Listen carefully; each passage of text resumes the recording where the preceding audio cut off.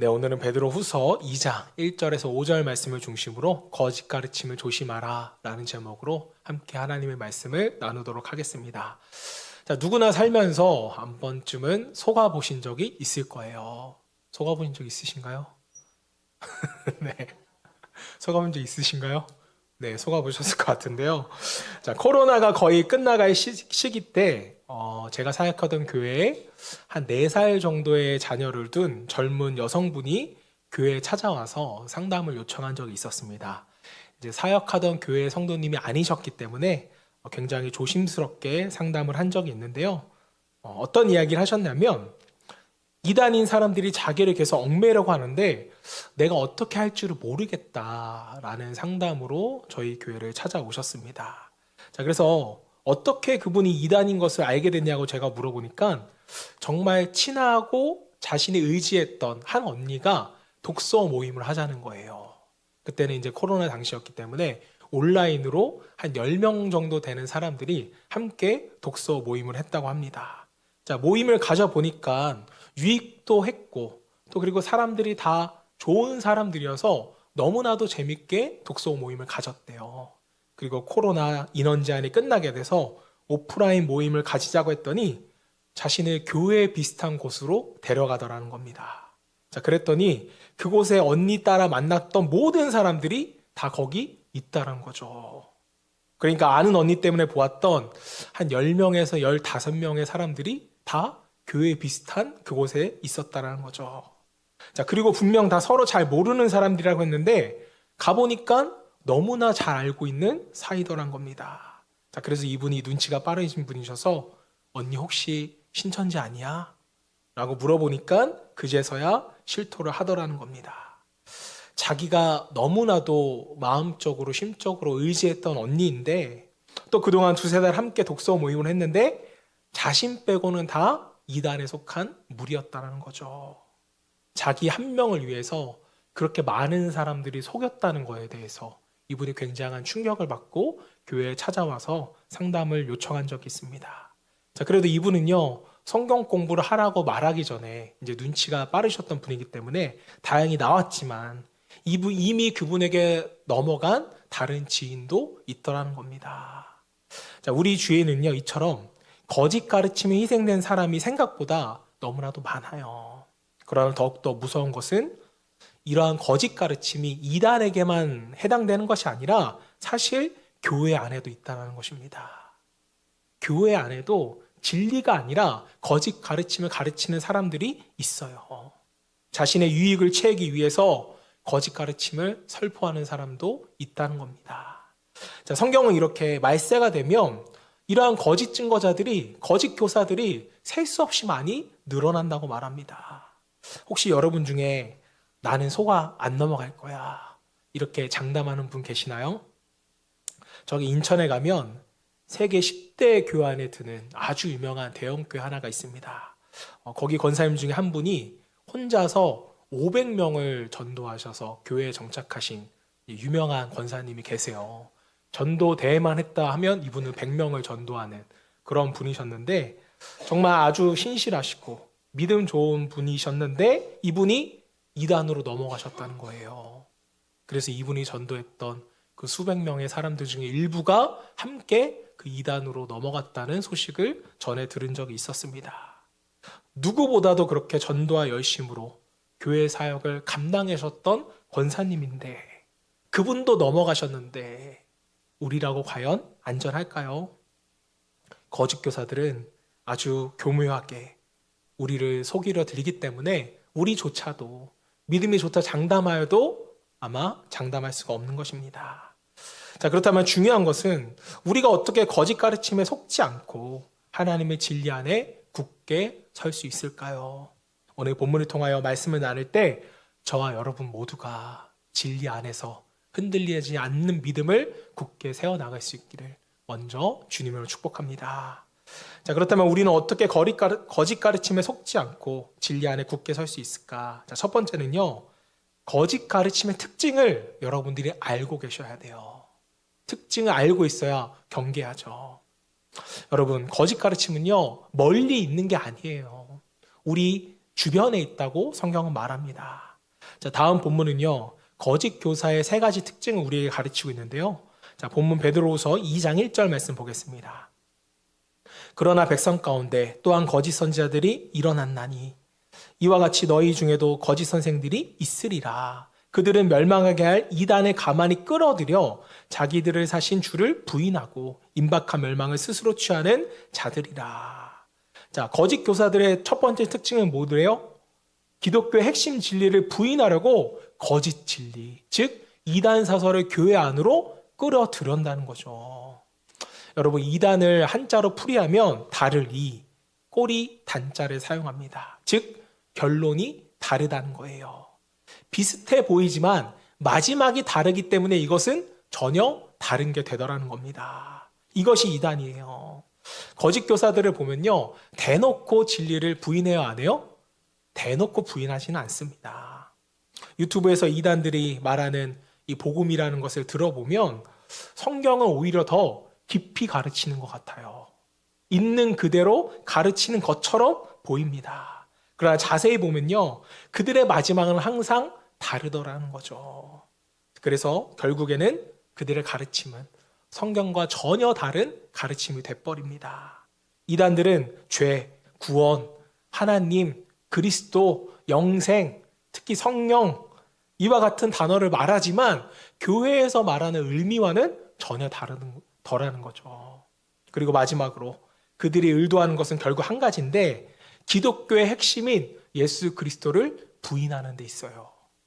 모든 이단들의 공통된 특징은요, 그리스도를 인정하는 듯 하지만 결국에 교묘하게 그리스도보다 누구를 더 높여요? 자기 자신, 즉 교주를 높이더라는 거죠. 예수 그리스도를 구원자로 인정하지 않고 그 구원자의 자리를 자신들이 차지하는 겁니다. 자, 여러분, 진리의 말씀은 하나님께로 가는 길은 오직 예수 그리스도의 뿐임을 믿으시기를 소망합니다.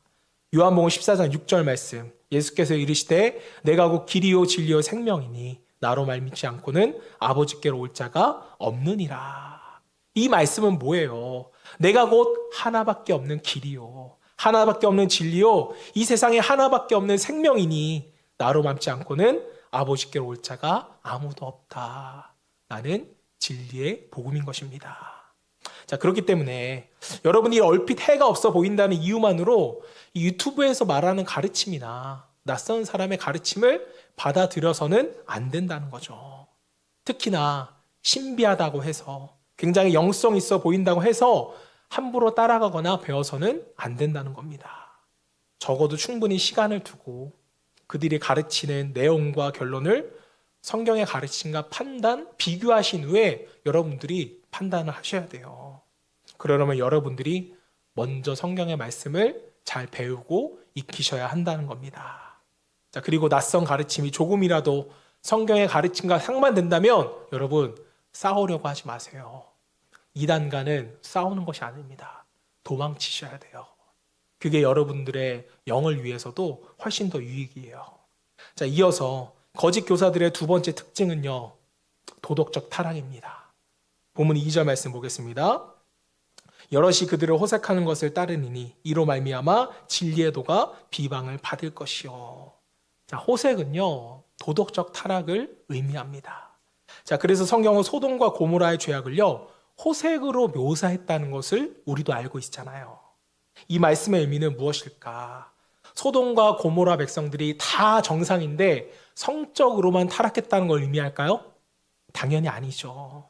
소돔과 고모라의 백성이 성적으로 타락했다는 것은 다른 도덕적인 면들에서도 이미 타락했다는 것을 의미합니다. 자, 불과 몇 달 전 한국 교회 안에 이제 부끄러운 사건이 좀 하나 있었습니다. 마지막 때를 운운하며 유튜브로 수십만 성도들에게 헌금을 받고 성교회를 운영했던 차모라는 이제 선교사님이 불륜과 횡령을 했다는 게 드러나게 됐어요. 근데 이분은 사실 이단이죠. 시한부 종말론을 기초로 해서 사람들을 미혹하는 사람들이었는데, 이분이 코로나 기간 3, 4년 동안 유튜브를 운영했는데 그 헌금 수익이 몇백억이 되었나 봐요. 그래서 이분이 하와이에 80억짜리 이제 별장을 짓고 또 여자와 술을 먹고 입 맞추는 사신들이 드러났음에도 불구하고 뭐 아내와 입 맞추는 건 상관없죠. 근데 아내가 아니라 그 성교회의 다른 여자하고 이런 사진들이 인터넷에 드러나게 됐는데 폭로가 됐는데 자신은 우겨요. 뭐라고 우기냐면 속은 거래요. 뭘 속았길래 입 맞춤까지 하는지. 또 2주 전에는 이제 다락방이라고 불리는 이제 이단의 목사가 성폭행과 유흥을 즐긴다는 이 보도가 PD수첩에서 나왔습니다. 근데 저는 이렇게 생각해요. 이들이 처음부터 그랬던 사람일까요? 저는 아니라고 생각을 합니다. 하지만 성경적으로 건강하지 못하니까 거짓 메시지를 전하니까 당연히 도덕적으로 타락이 오게 되는 거죠. 이단들 교주 보세요. 우리가 아는 뭐 JMS, 신천지, 통일교, 또 만민중앙 성결교회 다 교주들이 성적으로 타락해 있는 걸 보게 되잖아요. 때문에 우리는 행위로서도 그들을 판단할 수 있어야 돼요.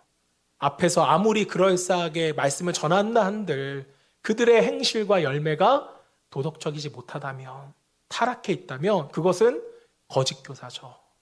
그러면 우리는 그들의 행실로도 우리 판단을 할 수 있어야 됩니다. 자, 혹시 성도님들이 누군가의 멘토나 영적 지도자로 삼으려면 반드시 그들의 삶까지도 보셔야 돼요.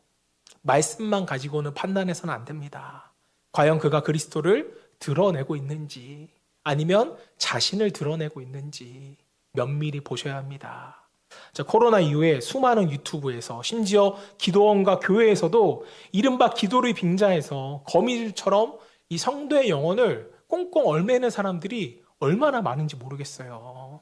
결국 그리스도의 이름을 말하는 것 같지만 자신들을 내세우는 거짓 교사들입니다. 여러분, 거짓 교사들이 교회 안에 있을 수 있다는 것을 여러분들이 명심하셔야 돼요. 아무리 카리스마가 있고 대단한 능력이 있다 할지라도 그 삶에 은혜가 없고 그저 율법에 얽매이기만 한다면 그것은 바른 교사가 아닙니다. 거짓 교사의 가능성이 높아요. 그리고 자신의 능력을 이용해서 자신의 능력이 그리스도의 영성보다 앞선다고 말한다면 그것은 100% 거짓 교사입니다. 우리는 이런 위장된 거짓 교사들을 잘 분별해야 할 때라고 믿습니다.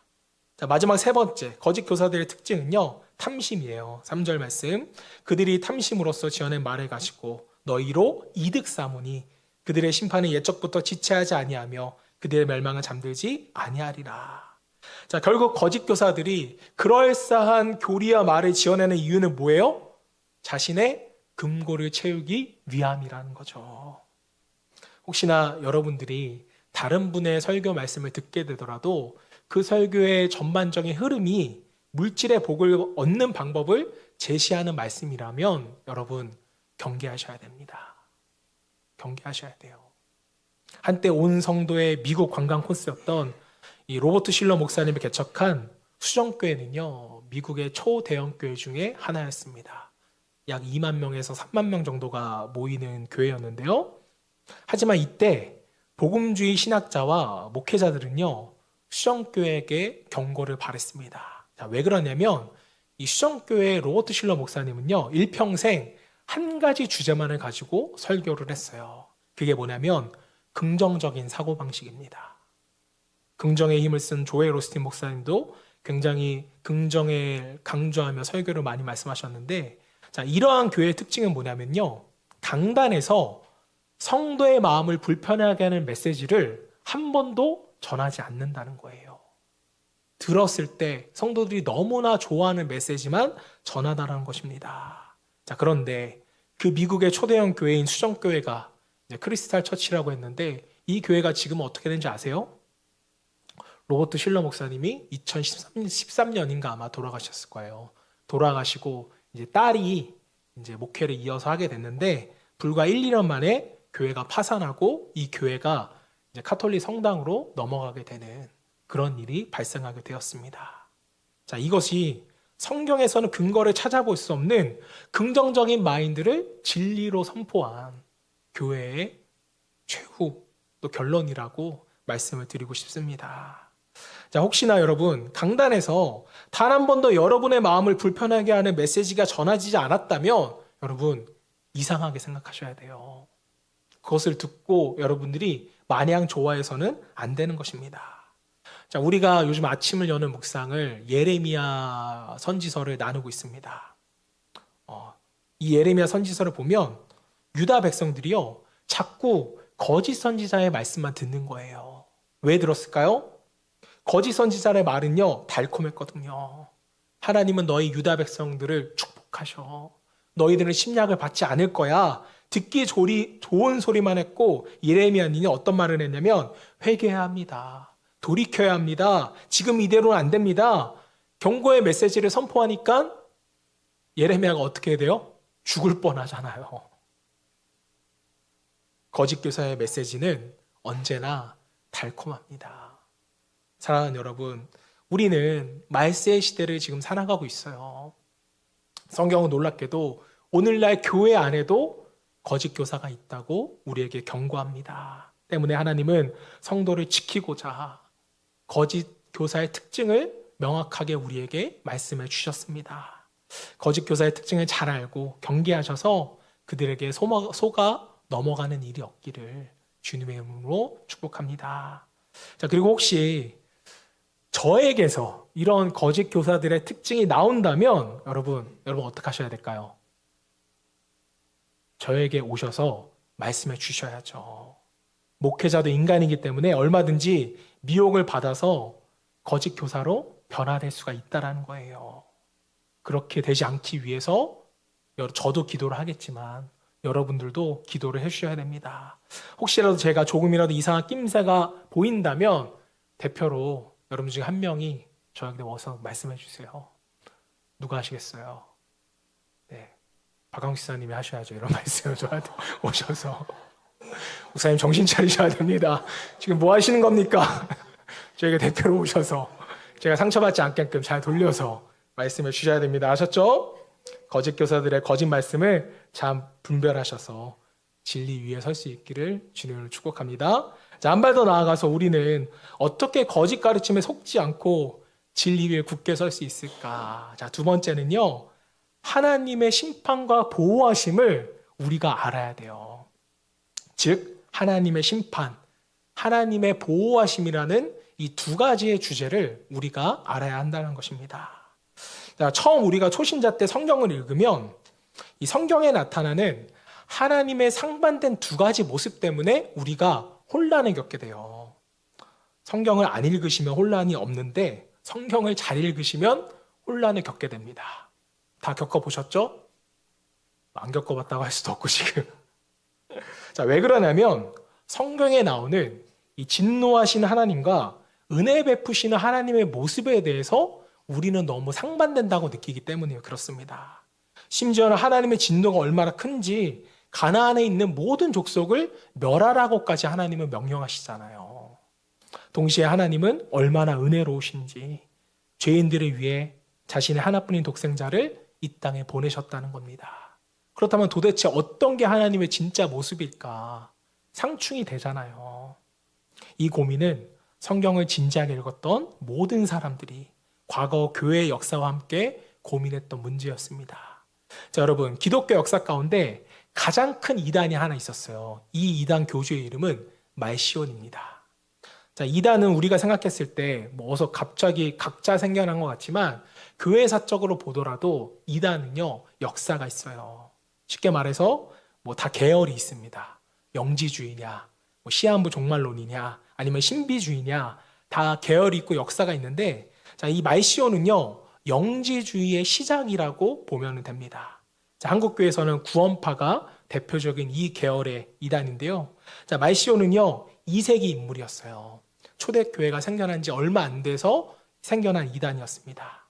자, 그 당시의 감독, 즉 오늘날로 말하면 목사의 아들이었습니다. 근데 이 사람이 천재였어요.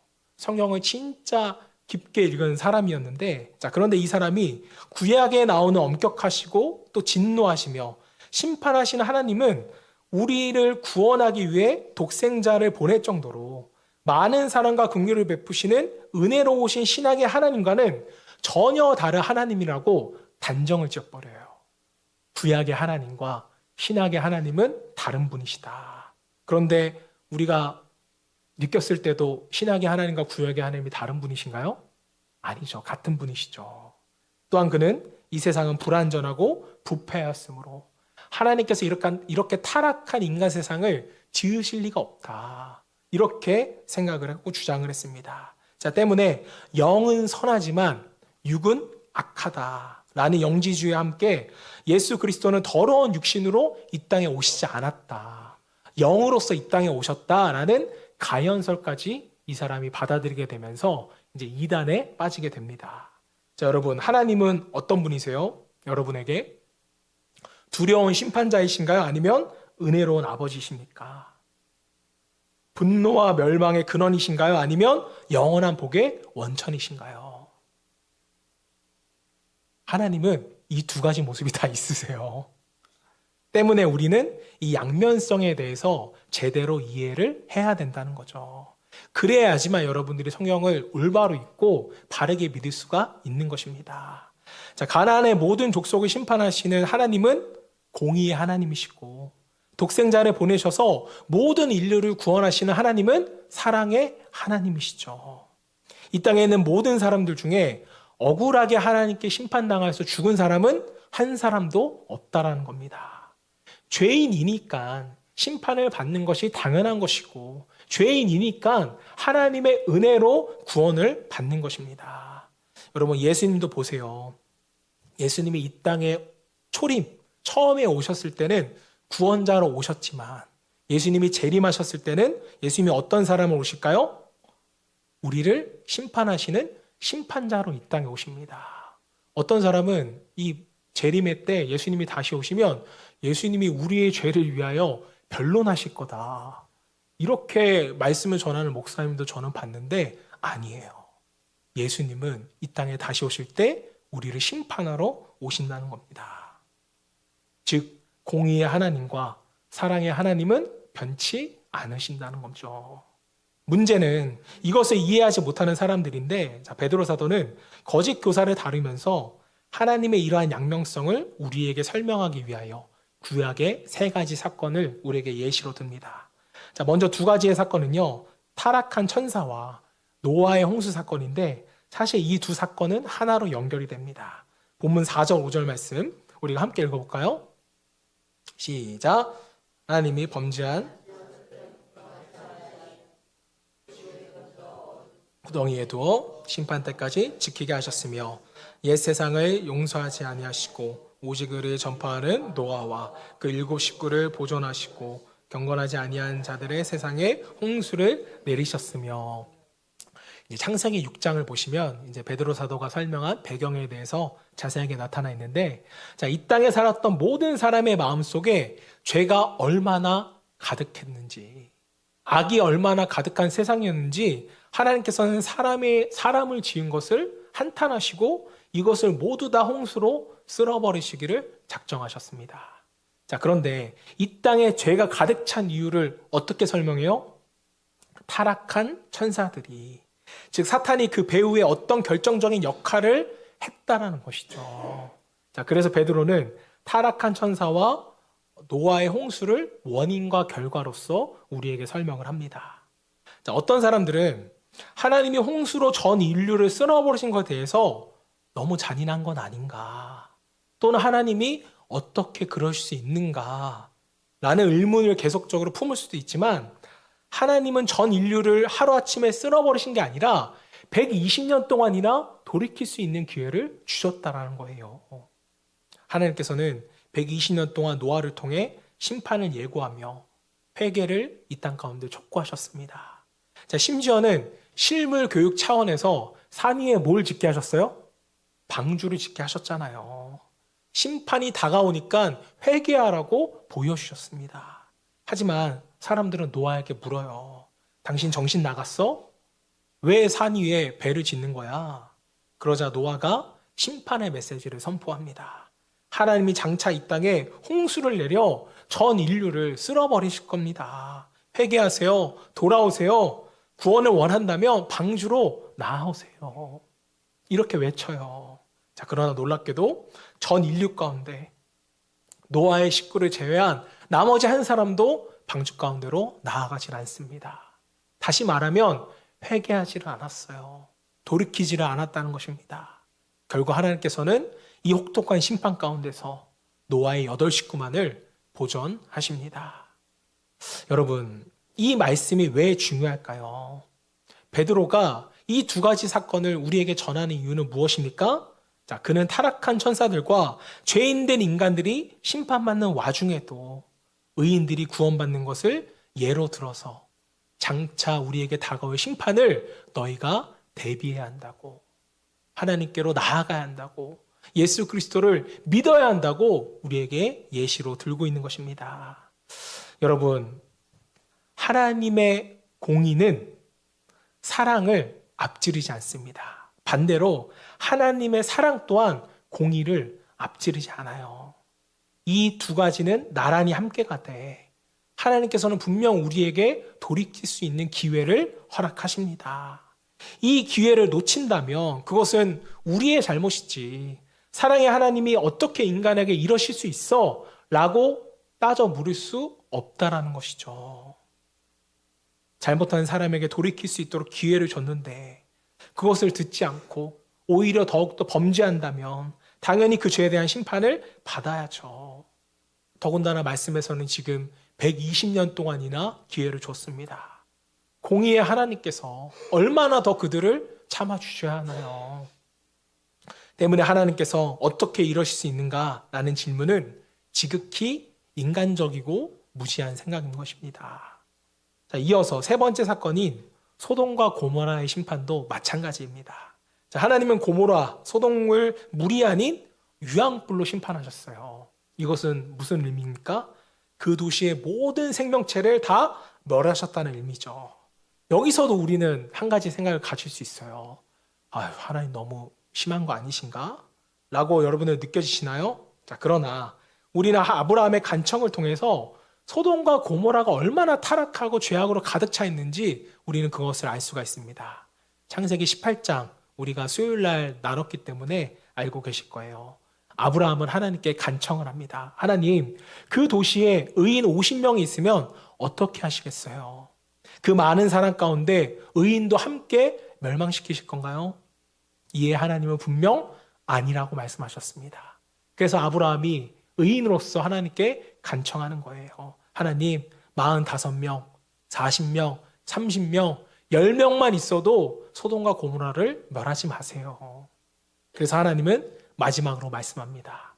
의인 10명만 그곳에 있어도 내가 멸하지 않겠다. 이게 무슨 말이에요? 소돔과 고모라가 의인 10명이 없을 만큼 그렇게 타락했다라는 것입니다. 우리가 수요일날 창세기를 나눴기 때문에 자세하게 설명 안 드려도 아실 거예요. 천사들이 남자의 모습으로 소돔의 롯의 집에 방문했을 때 소돔의 남자들이 롯의 집에 쳐들어가잖아요. 왜요? 2 천사를 범하기 위해서, 동성애를 저지르기 위해서 롯을 찾아가 협박을 하는 것입니다. 거기서 롯은 뭐라고 말했어요? 이 사람들 건들지 말고 내 딸을 내어주겠다고 할 만큼 소돔은요, 성적으로 타락한 도시였다는 것이죠. 자, 결국 소돔과 고모라는 유황불의 심판을 받게 됩니다. 혹시라도 억울한 10명의 의인이 죽었었나요? 아니죠. 타락한 죄악된 인간들만 죽었습니다.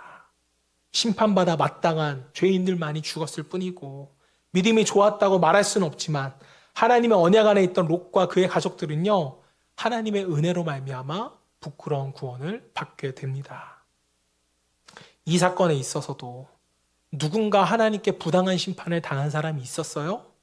없잖아요. 하나님이 어떻게 이럴 수 있냐고 우리가 따져 물을 수 있는 부분이 과연 있을까요? 없어요. 롯이라는 사람이 은혜로 구원받은 것은 인간의 입장에서 감사할 부분이지 우리가 따질 수 있는 부분 또한 아니라는 겁니다. 자, 만약 이 부분을 우리가 따진다면 여러분, 저는 이런 것과 같다고 생각해요. 물에 빠진 사람을 내 목숨 구해서 구해줬더니 왜 저 사람은 구해주지 않았냐고 따지는 것과 같다라는 것입니다. 많은 사람들 중에 나를 구해준 건 은혜죠. 우리가 감사할 사건입니다. 이것을 이렇게 받아들여야 되지 우리는 주님의 은혜에 대해서 할 말이 없는 것입니다. 자, 하지만 베드로 사도는 그럼에도 불구하고 거짓 교사와 그들을 따라가는 사람들의 모습을 이제 아주 길게 우리에게 묘사해주고 있는데요. 본문 14절, 12절, 14절 말씀 보겠습니다. 그러나 이 사람들은 몰래 잡혀 죽기 위하여 난 이성 없는 짐승 같아서 그 알지 못하는 것을 비방하고 그들의 멸망 가운데서 멸망을 당하며 14절 음심이 가득한 눈을 가지고 범죄하기를 그치지 아니하고 굳세지 못한 영혼들을 유혹하며 탐욕에 연단된 마음을 가진 자들이니 저주의 자식이라. 자, 말씀을 보시면 이성 없는 짐승, 거짓 교사를 따라가는 자들은요, 뭘 하지 않아요? 생각하지 않아요. 하나님의 말씀과 뭐가 다른지 생각하지를 않고 그냥 그것을 따라가는 거예요. 왜요? 주의 말씀대로 사는 것보다 범죄하며 살아가는 것이 훨씬 더 달콤하거든요. 그래서 14절에 뭐예요? 범죄하기를 그치지 않는다는 것입니다. 하나님의 양명성, 즉 분노와 자비, 심판과 구원을 보면서 우리는 이 땅에 지금까지도 판을 치는 거짓 가르침에 어떻게 대처해야 하는지를 우리는 알 수가 있습니다. 저는 여러분께 두 가지를 권면드리고 싶어요.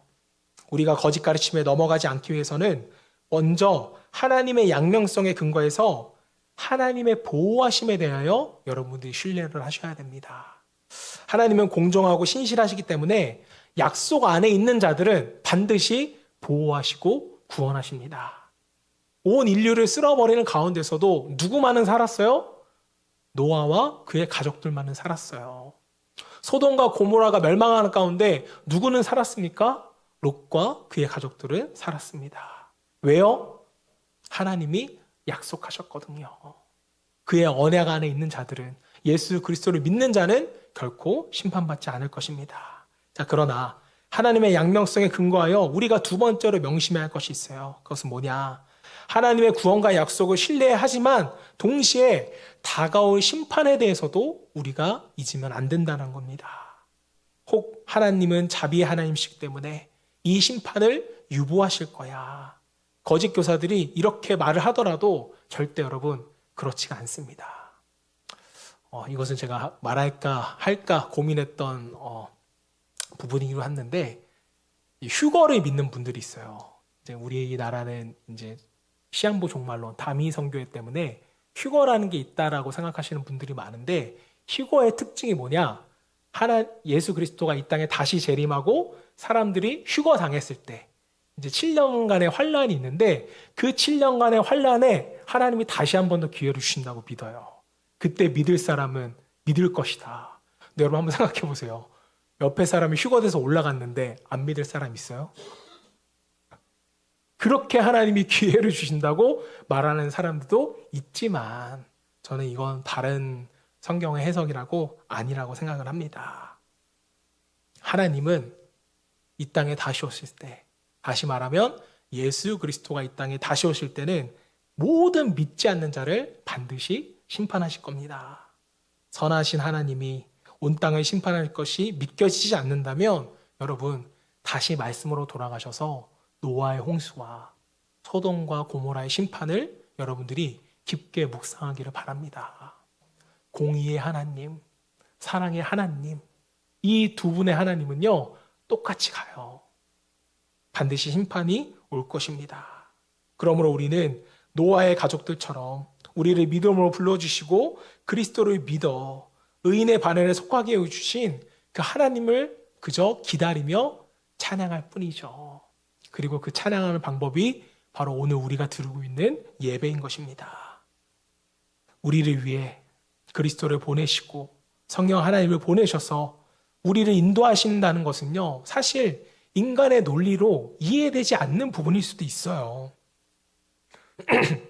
하지만 하나님의 은혜가 우리에게 너무나도 크게 작용했기 때문에 우리는 그 은혜를 다 이해할 수 없어도 그저 우리는 하나님을 찬양할 뿐입니다. 사랑하는 여러분, 오늘 하나님의 양면성에 대하여 우리가 최선을 다해 말씀을 나누었지만, 하나님의 은혜를 여러분들이 그냥 지식적으로 이해하려고는 하지 마세요. 죄인 중에 계신 우리 같은 사람을 하나님의 은혜로 말미암아 구원받았다는 이 사실을 어떻게 우리가 논리적으로 다 설명할 수가 있겠어요? 논리적으로 설명할 수 없는 큰 은혜이기 때문에 우리는 그저 하나님께 감사하며 그 은혜를 찬양할 뿐인 것입니다.